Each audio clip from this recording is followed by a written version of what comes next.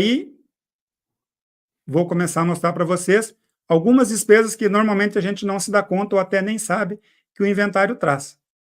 Então, como eu falei para vocês, está aqui, ó, a solução foi vender um imóvel, ele não tinha dinheiro para pagar o inventário, teve um deságio de 20%, então esse imóvel vendido por 800 mil, que é o novo valor do imóvel. A diferença entre o valor da aquisição, lembra que eu falei que era 300 mil, e o valor de venda, que é 800, que são os 500 mil, essa diferença, a lei diz que você tem que pagar ganho de capital, imposto de renda sobre o ganho de capital, que é de uma alíquota de 15%, e que no caso do Rafael, ficou de 75 mil reais. Então, já não era mais aquele valor que eu falei para vocês antes do inventário. O inventário do Rafael já estava custando 457 mil. Por quê? São 182 daqueles cálculos da tabela anterior, que são os custos efetivamente relativos ao inventário, os 200 mil que ele perdeu com o deságio na hora de vender o imóvel mais barato, para poder ter dinheiro para pagar o inventário, e mais os 75 mil do ganho de capital. O que fez com que sobrasse no bolso do Rafael, de um patrimônio de R$1 milhão, R$543 mil. O Rafael teve uma perda patrimonial de 457 mil, para arredondar, 46% do patrimônio do Júlio e da Rosana, que eles passaram uma vida para construir. Tá? 46% foi perdido nas mãos do inventário do Rafael. Não é pouca coisa, né, pessoal? Não é pouca coisa, e isso hoje, tá? Eu preciso enfatizar para vocês, isso em 2024, esses valores foram atualizados, tá? Isso hoje, porque no futuro, logo ali, esses valores vão aumentar e eu já vou mostrar isso aqui para vocês. Fico feliz porque a minha primeira missão que eu tinha me dado para estar aqui hoje, para passar para vocês, é provar, e acabei de fazer isso, o quanto custa o inventário, o quanto o inventário dilapida o patrimônio de uma família. E como era tudo em percentual, até porque é tudo percentual, pouco importa se muito ou pouco esse patrimônio vai ser proporcional na medida de muito ou de pouco, ele vai consumir da sua família. Se você não fizer nada, o inventário, o seu inventário, o inventário da sua família, vai consumir mais de 40%. Eu falo isso, vocês me veem nas minhas redes sociais, vocês devem estar até cansados de ver isso, mas eu preciso levar essa informação para frente, eu preciso que todo mundo saiba que se não fizer nada, o suor de uma vida inteira, um patrimônio suado e adquirido com muito trabalho, vai ficar na mão de terceiros. E não é pouco, né? Vocês viram, mais de 40%, no caso do Rafael, 46%, hoje, em 2024, junho de 2024. Para o Rio Grande do Sul e para o Paraná, ano que vem, já vai ficar maior, porque a alíquota que é fixa de 4% vai para 8%, então já vai ter uma dobra na alíquota do ITCMD. E vem mais coisa por aí. A gente vai ver mais para frente. Tá? Provei para vocês, estou com a missão cumprida de que o inventário é efetivamente um horror, de que o inventário efetivamente dilapida o patrimônio, e agora quero dizer para vocês que existe um caminho que você, se quiser, pode percorrer para evitar isso. Esse caminho é um caminho possível, é um caminho legal, e se ele é legal, ele é lícito, está previsto em lei, tá? E se você trilhar, se você seguir, e eu vou te mostrar qual é, você vai conseguir evitar com que isso aconteça com a sua família. Porque eu só consigo te entregar hoje, agora, enquanto você estiver aqui.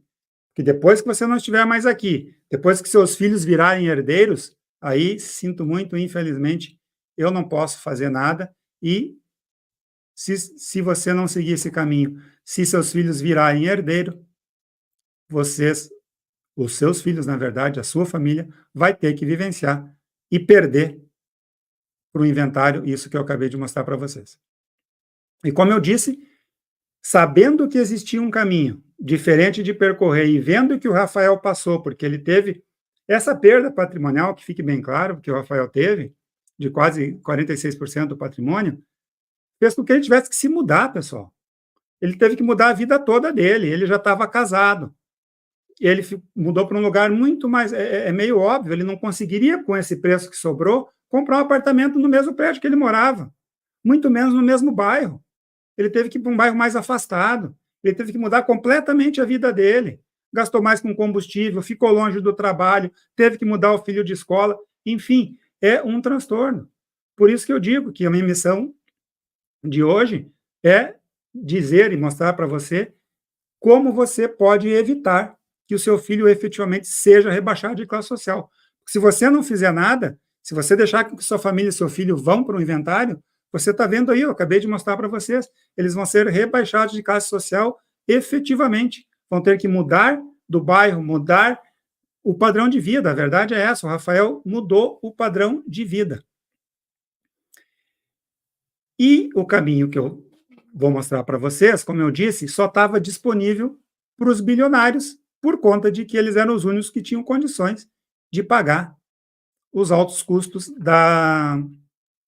das bancas de advocacia, que tinham estudado esse caminho. E por que só elas tinham conhecimento e estudado esse caminho? Porque isso é uma coisa que não se aprende na faculdade, os advogados não aprendem. Esse caminho tem direito de sucessões, direito de família, direito societário, contabilidade, e ninguém ensina isso nas faculdades. Apenas essas grandes bancas botavam os advogados para estudarem, encontraram essa lei, estudaram essa lei, dissecaram essa lei de cima a baixo e começaram a aplicar, então, para essas famílias.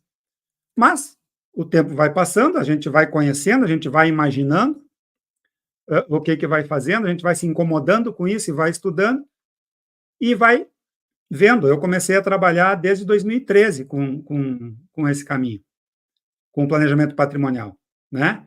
E aí, então, desde 2013, não só para os bilionários, mas também para os meus clientes, eles tinham essa disponibilidade, eles tinham essa possibilidade de poderem trilhar esse caminho e fugir do inventário, assim como nessa caminhada que eu falei, esses meus mais de 1.000 colegas do time que a gente forma, de planejamento patrimonial da família, né? Também os clientes dele têm o conhecimento para trilhar esse caminho, sem problema nenhum. Como eu falei, é um caminho, desculpa, completamente legal, porque está previsto em lei, né? Então, ele pode ser feito com toda a segurança.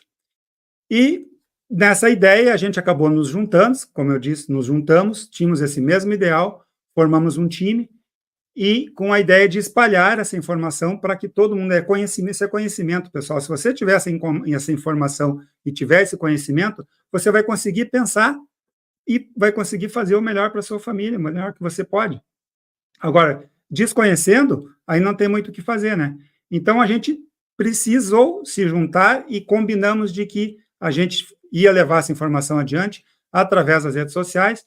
Aliás, já quero te pedir, por favor, se você ainda não é inscrito no nosso canal, é importante que você se inscreva, além de receber material de qualidade com relação a esse assunto, você vai estar dizendo para o YouTube que a nossa informação é relevante, e sendo relevante, ele acaba replicando essa informação para mais e mais pessoas, e isso ajuda, então, a levar a informação para todo mundo.